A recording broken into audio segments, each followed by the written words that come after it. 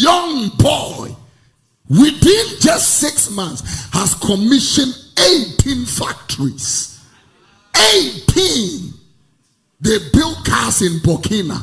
They are building their own tomato. They don't import anything. First thing he did, he closed the borders. Nobody should come here. Nobody should come here. Do you think that Chinese can go to this boy's backyard and go and do galamsey? This boy came to Ghana and shook your president with a pistol. It's a statement. Nobody fools around. You fool around, we blow your head apart. We don't care about law. We are here to develop our nation, to help people. This guy here walked to your president with a gun on his side. It's a statement. You people bring Chinese from places. Go to Takwa, Bogoso, Prisia, Chebi, and go and see the madness of your Christianity. Some boys in Naibiko Presby, Alabaster, Pentecost, CAC, your bottom. And I'm not saying your bottom keke. I'm saying your bottom by Jeremiah 51 verse 7. Your bottom. Munya papa. Munya papa. Munya papa mkenyeni. This boy know how he can boldly tell Burkina Faso, there is no need to travel to America. We are creating America here. Every young man, this boy, and this boy, for your information, is a Muslim.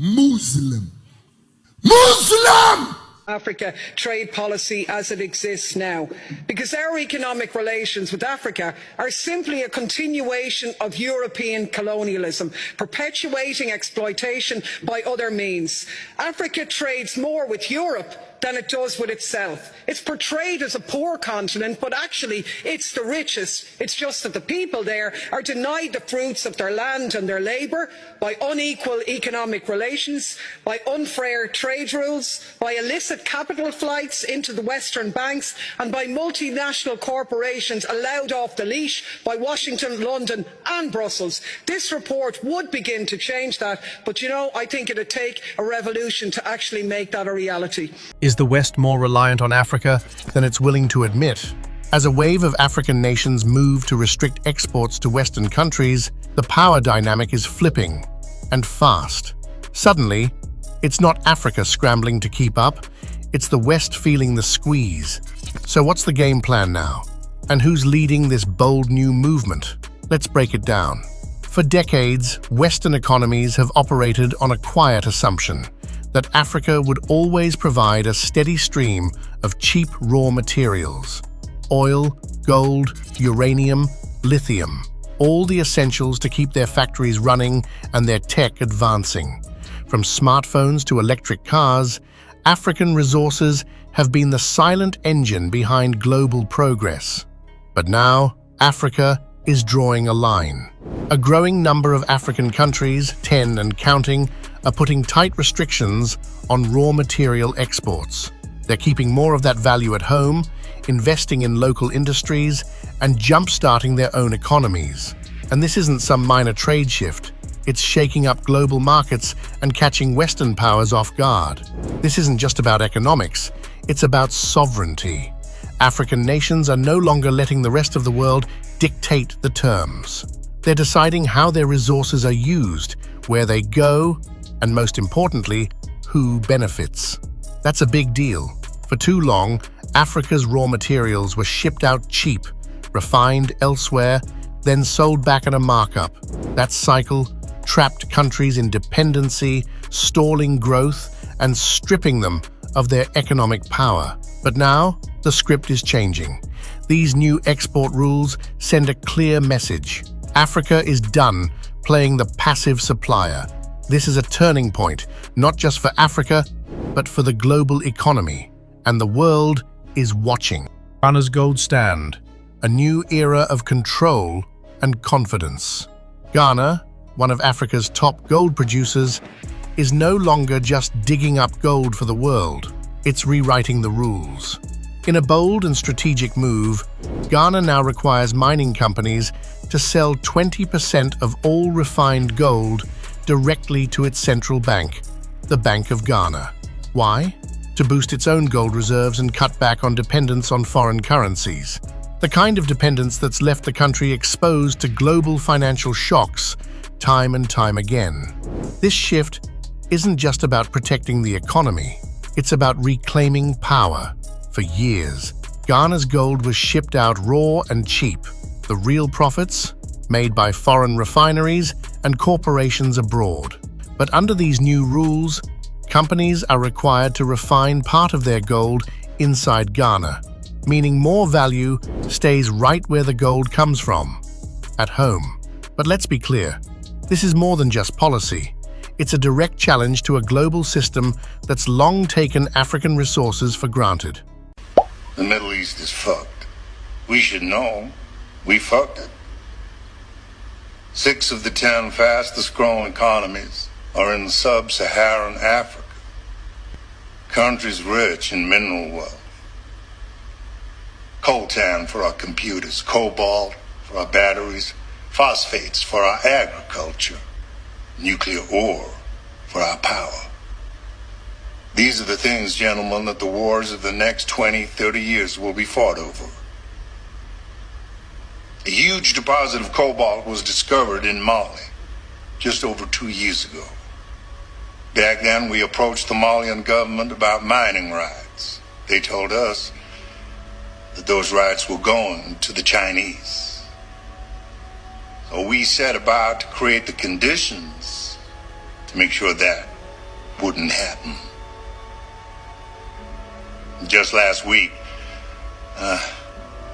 one of our Australian subsidiaries, thank you, Lachlan, secured those rights. Our pilot project in Mali hit a few bumps, but I'm delighted to report that it worked. And if it can work there, there's no reason it can't work in other mineral-rich countries across Africa. We create the chaos, and then we move in and capitalize on that chaos. We're looking at the long term here, gentlemen. Rates of return that'll make Iraq and Afghanistan look like chicken feed.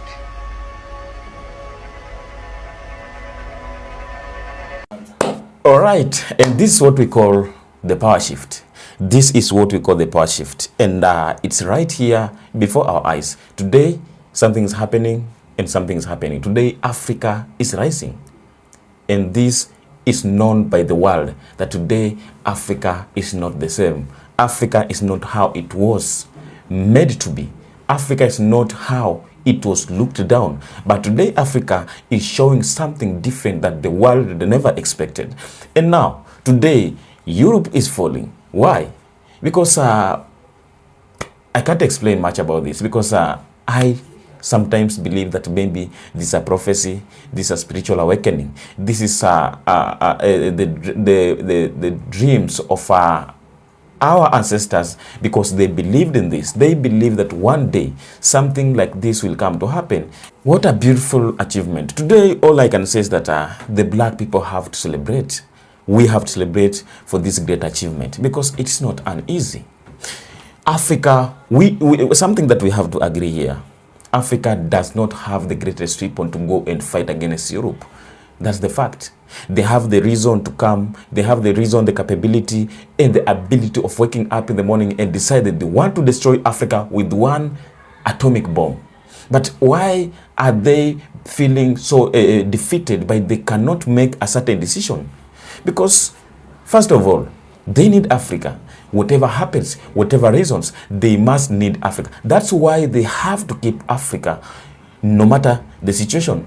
How can it be that every other civilization comes to our continent and takes away that which they desire and leave us in deprivation? They are asking. They are asking, how can the world order be of such a nature that the French can come here and do what they will and go away without consequence. They are asking, how can the British come here and do what they will and leave without consequence? They are asking, how is it that the Americans can come here and do what they will and leave without consequence? Because all that they need, we have. This is what we call the power shift. And the black or the African continent was made to be great, despite being oppressed, despite being exploited.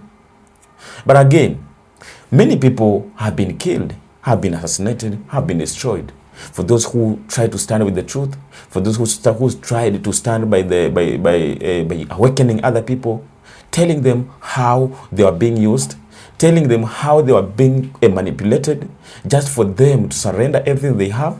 They were not allowed to live. They were terminated. Their life were terminated. And now, today we are speaking about something different, because the generation that we are having today in Africa is something different. It is not a predicted a generation, because many people who lived many years ago, they lived under fear. They lived under dictatorship, and they never had the voice and the power to stand and face the colonizers, tell them that we are tired of this. We are no longer going to associate with this. We are not going to support this because it's evil. But this current generation is standing up, it's going to fight and claiming what they believe it belongs to them. That's why today we say that Africa, the only weapon that we are having today that's making the world to be stranded is the youth. We are not going to the battlefield. We are not going with the greatest weapons. We are not equipped by massive destructive weapons, but we are standing by courage, by spirit, by strength, because we believe that we are made to be great. And we believe that all that we are doing is just a process of liberation. That's why today you see the African unity has become a threat. And this has not just started today, but many centuries ago, for the slavery to happen in Africa, it was only, the target was one. They were trying to prevent Africa from rising. They were trying to prevent the blacks or the black power from coming the top notch. So all that they sat down and think that maybe it's going to be to bring a solution is about the African scramble. When they went in Berlin conference to sit in a certain room, locked, and discuss on how they are going to split Africa into pieces on a piece of paper without the Africans' concern, without the concern of any black person. They had one agenda, that these people are very strong because they have already came here in Africa. They knew the people that they are going to deal with. They know that these people were not easy to deal with. So they have to find a way on how to achieve the agenda. That's why slavery happened in Africa. But let me ask you this question. How many years since Africans were enslaved? We are talking about 500 years ago. But still, Africa still stands. African spirit still echoes. Because the aim of slavery was to keep the truth buried. The aim of slavery was to keep Africa down and to oppress them so that they can give up. They can give up and keep on believing in the false history, on the oppressions, and for the Western influence. But again, even from that time, they find all means, all ways on how to cut the roots. But they only managed to cut the stems and the branches, but they never cut the roots. That's why today we are seeing things are happening in a mysterious way. We are watching things happening unexpected. I, as African or a black person, we have been coming here to speak about unity, about the African independence, about the resistance of foreign influence. But I never believed that maybe it will come to happen at this time, until things started to happen in a way that I was asking myself, is this the awaited time? Is this what was prophesied? Is this what has been preached for so long? Or is this just a favor of God maybe, as that's why we are experiencing such things happening? And despite all these questions, I had to come out with a conclusion. And the conclusion was, there are some people who sacrificed their life for this to happen. Despite of not being there when it's happening. But again, the people who are there are celebrating their achievement and their fight. Once a time, Julius Malema said that we as the black people, we might not be there when Africa will be having one military, one government, and one currency. But the people who will be there will be celebrating the achievement of we people we are creating today. We might not be there when Africa will be freely independent, and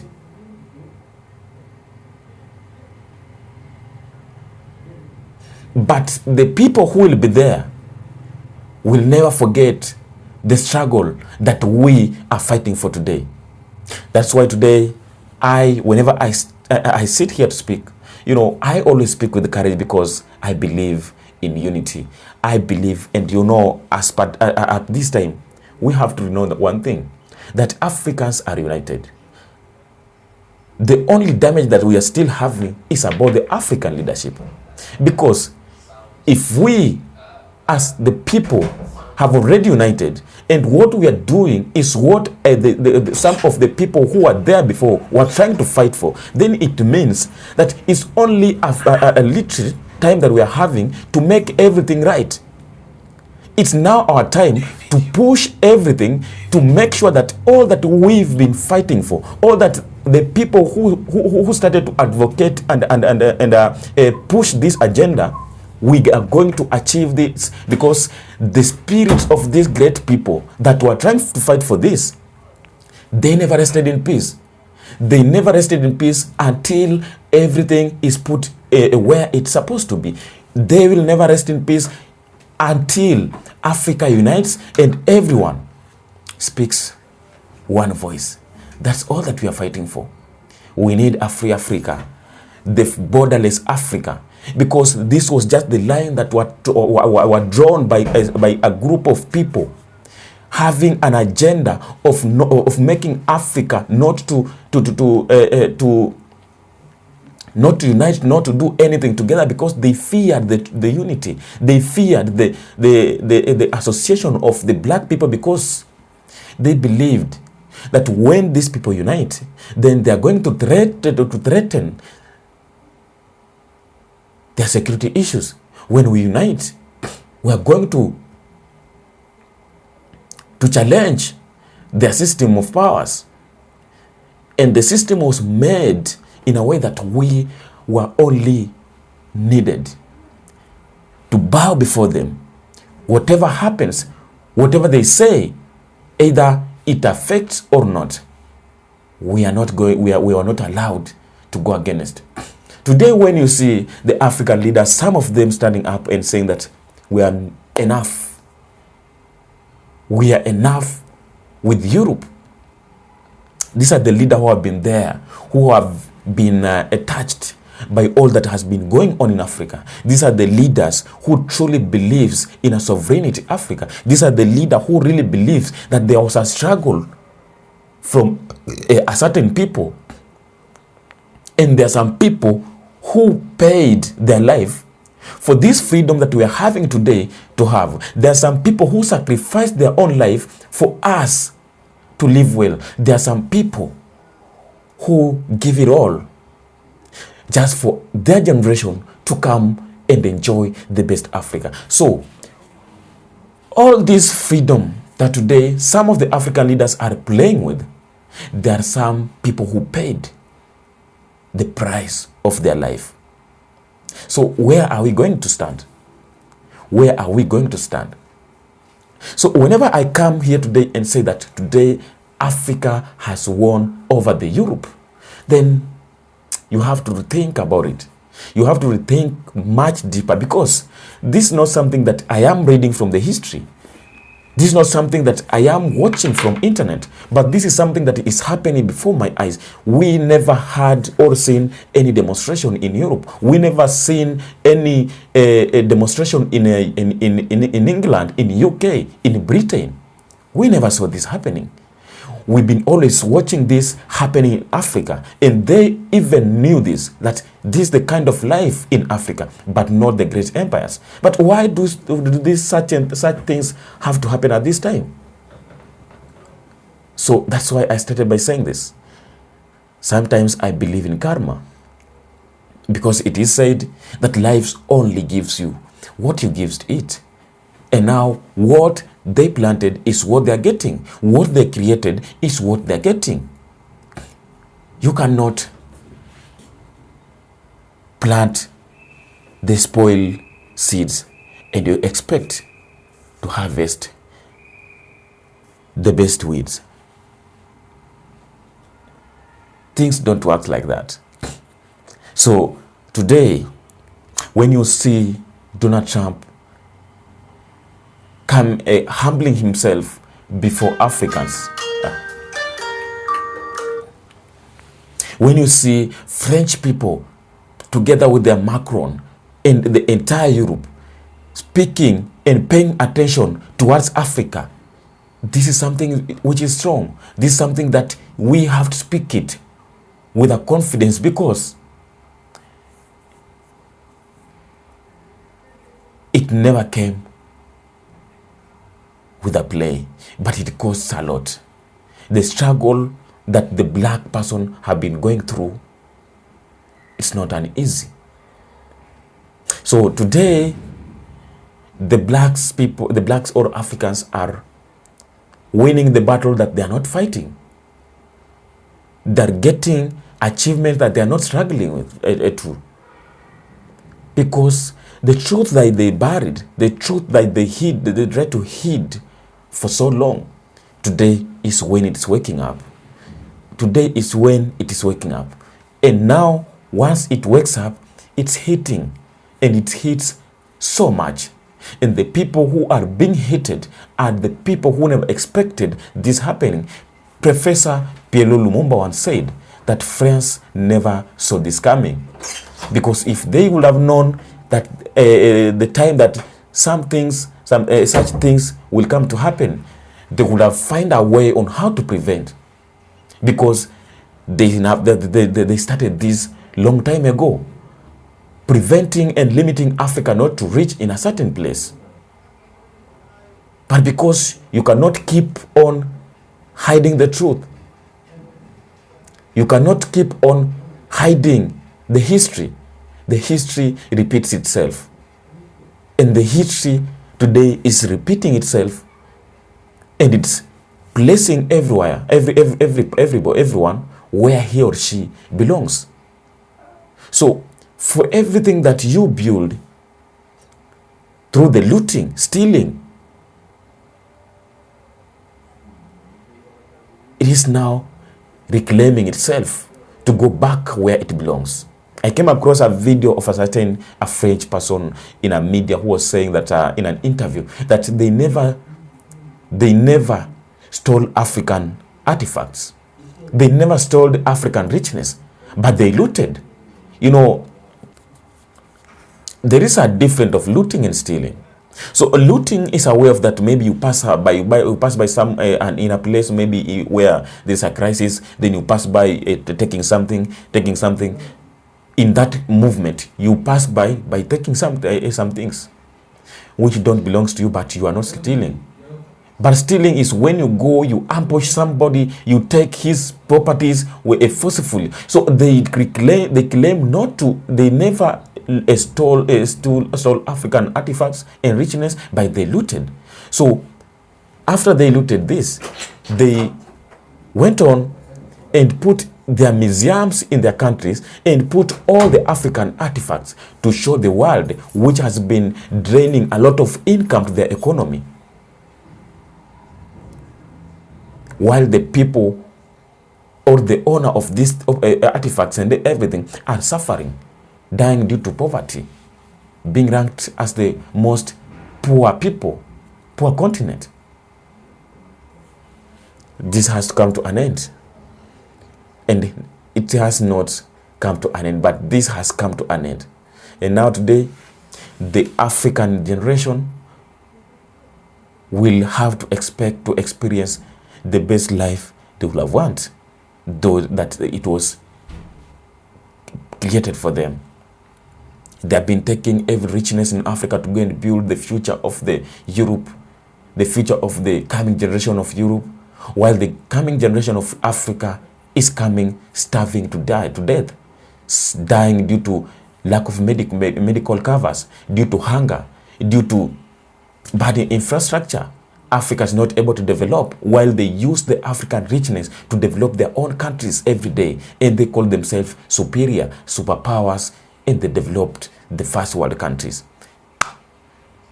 I will not take much of your time. Kindly, if you are new here, consider subscribing, join my membership, leave a comment, like, so that we can be able to come back as we do this each and every day, because this concerns us all. That's why I tell you every day that whenever we sit here, let's share our ideas.